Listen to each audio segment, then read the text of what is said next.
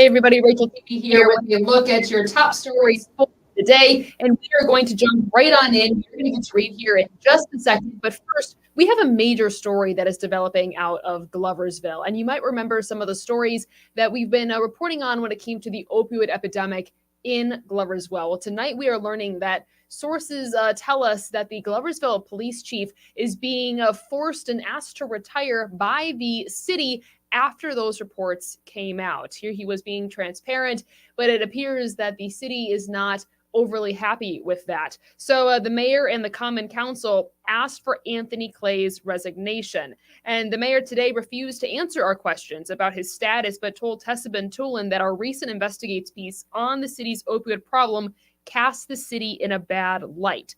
They tell us that it ultimately led to the mayor asking for the resignation. That's according to a variety of sources. We tried to reach out to Anthony Clay today, but we're told that he is in the process of finalizing his departure agreement with the city and would have no comment. Tonight at 9, though, we're going to take a closer look into how Tessa's stories are helping police fight the opioid crisis and how Albany Med is now stepping up to also help police in that area to give them the tools they need to make sure that people aren't dying in their homes and on the streets because of these overdoses. So those interviews coming up tonight at 9 o'clock. We're also following the story about a registered sex offender out of the city of Cohoes accused of rape tonight. 29-year-old Pierce Hohenstein is in the Albany County Jail, and police say he sexually assaulted an 18-year-old. Investigators say he was also arrested back in 2019 on child pornography charges. In 2020, he pleaded guilty. He spent 6 months in jail. He also had to register as a level 1 sex offender. But this case is not over. The police chief, Todd Walden, says more charges are expected to be filed after more work involving cell phones and computer and forensic analysis. We also have a follow-up story. You might remember this story out of Halfmoon. Dan Levy spoke to a bunch of people who were being forced to leave their homes because the septic tank of their apartment building just couldn't handle all of the amount of people that lived in that building. Well, tonight we have a bit of an update that says that these people are being forced to get out of this building, but many of them are still living there just because they have nowhere else to go. They were given a 3 o'clock deadline to move out today. So we saw tenants packing up their belongings, loading up their cars, heading out.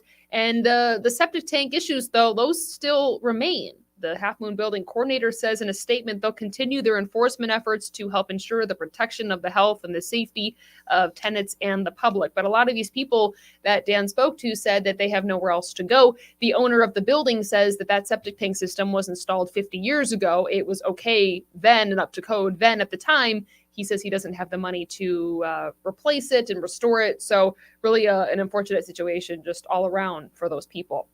Well, let me bring back in Reed, who is talking a lot about this Hurricane Fiona, which has really caused a lot of problems for people in Puerto Rico and in other areas. Yeah, for sure. And it has a lot to do with just where geographically Puerto Rico is. When you're an island out in the ocean, you're kind of out of luck when it comes to avoiding the winds, avoiding the flooding, and that's why it's pretty bad out there. And that was at a Category 1. Fiona now upgraded to a Category 3, which means sustained winds now of 115 miles per hour and wind gusts as high as 140 miles per hour. It is now just to the north of Caicos Island, 50 miles now, and it's still moving fairly slow, and that's why we had such catastrophic flooding in Puerto Rico. This is north-northwest at 8 miles per hour. When it was Category 1 over Puerto Rico, it was moving at 9 miles per hour. So in regards to that is going to continue to strengthen and is forecast to actually strengthen to a Category 4. Here on our area, we did have the back edge of that low pressure system that brought showers yesterday clear on out. And so we've been seeing a steady decrease in rain showers over the course of the past few hours. And what we're seeing on the First Warning Live Doppler radar right now is a lot of what we call virga. So rain that is falling but evaporating before it gets to the ground, but still a few pockets of some light rain falling across parts of the region. So we are going to turn partly to mostly cloudy overnight. Overnight lows once again dropping down into the 50s. Tomorrow, your wake-up weather, we're looking at partly sunny skies. Temperatures still in the mid-50s at sunrise, but you'll see for the rest of the day tomorrow, if you want to get outside and get some yard work done, this is going to be your better day to do it. We have a mix of sun and clouds expected. Highs reaching towards the mid-70s for the day tomorrow.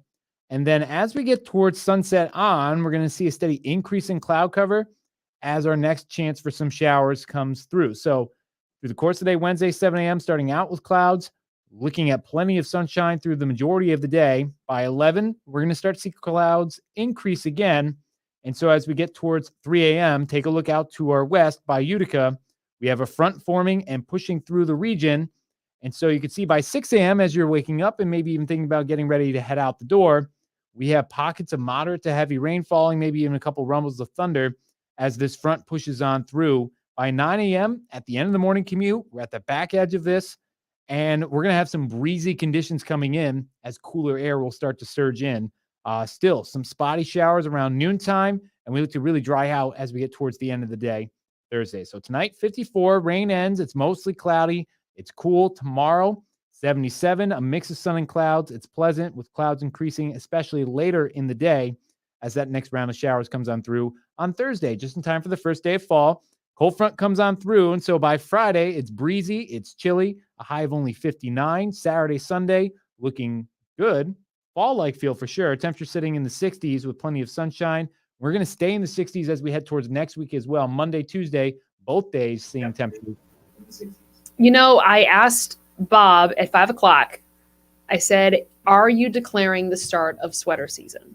And he said, yes. So I don't want to hear any complaints from anybody that when I tweet about sweater season, Bob said it's okay. That's fair. If Bob says it's okay, we'll let it go. Okay. On that same note, though, it is also PSL season. Pumpkin spice latte season. Oh, yes, of course. I am thrilled about local pumpkin spice lattes. The big brands aren't my favorite, personally. Okay. But the local PSL is just my favorite. There is an interesting poll, though, about this, which I find fascinating because it seems that people are already sick of PSLs. New research. This is an actual study. It's called Fire Department Coffee did this poll. And Love it. Says 37% of Americans surveyed in late August, so before peak pumpkin spice season even started, said they were sick and tired already of hearing about pumpkin spice and pumpkin spice coffee. 10% of Americans surveyed said that they have argued with a family or a friend over their opinion of pumpkin spice latte. And 1 in 10 Americans say they would actually consider breaking up with their significant other if they didn't like pumpkin spice or if they disagreed on opinions of pumpkin spice. Interesting. I'm curious if this is just people are overhearing about pumpkin spice before it feels like fall, before we even get there, or if it's actually about the flavor itself. I think it says they're tired of hearing about it. So that doesn't mean that they don't like it necessarily. Correct. Okay. But if your opinion differs from your significant other of pumpkin spice, 10% of people said, "No, that's it. Relationship over. I'm not talking to you ever again because of pumpkin spice." That's weird. That's intense. That's very intense. Are you a pumpkin spice connoisseur? I am not as much as the average person. I have my pumpkin spice things I like, such as like I usually once during the season I go get a pumpkin spice donut. Fair. I tried the Stewart's pumpkin pie ice cream. I thought that was delicious. I've tried, and I'll also do pumpkin bread or like pumpkin muffins. Yes, pumpkin bars. Like that. I'll stick with that. And then usually on the holidays like Thanksgiving and Christmas, we'll do a cold pumpkin pie. Yeah. Which I like that. But like that's the extent of the pumpkin. And you don't like coffee. No, I don't do coffee. I don't do tea. So you don't do pumpkin spice lattes. So it's like if I had to choose between me and my girlfriend, she's much more of the pumpkin spice. She likes a good pumpkin spice. Yes. That's good for her. The the favorite flavor. Yes. 34% of Americans surveyed ranked apple pie as their favorite flavor. Apple pie is good. Over pumpkin spice, which I get it. I can get that. I mean, I told you in the newsroom, my thing for this time of year is I'm not thinking about pumpkin necessarily. I want to go get a fresh cider donut from Indian Ladder Farms. Yes. That's what I want. And moving to New York, the apple cider donuts and experience, unparalleled. Yeah. I've lived in a lot of places, and you guys were like, you have to try an apple cider donut. And I was like, all right, whatever. No. They're oh my good. gosh. And then the freshly baked ones is just like when you have a normal one, you're like, oh my gosh, this is really good. But the freshly made ones, and they're like, here you go. Like just try to have one. Yes. You can't. I like pumpkin spice. I like apple cider. I like them both. I just love fall flavors. So, but people are very passionate about pumpkin spice. Elaine Houston has never had pumpkin spice anything. Really? So I told her by the end of the fall season, I'm going to make you try something pumpkin spice. So I think I might get pumpkin spice like Oreos or something and force her. She's like, we'll think about this. Yeah, we'll think of something for her. Yeah, absolutely. Yep. Well, that is our show tonight, you guys. We covered a lot, obviously. We had the Gloversville Police Chief who's being forced out of his position after coming forward and inviting 13 Investigates on a ride along to see the reality of the opioid epidemic in his city. The city not happy that he did that, and now he's being forced out of his position. We're going to have more details tonight at 9:00.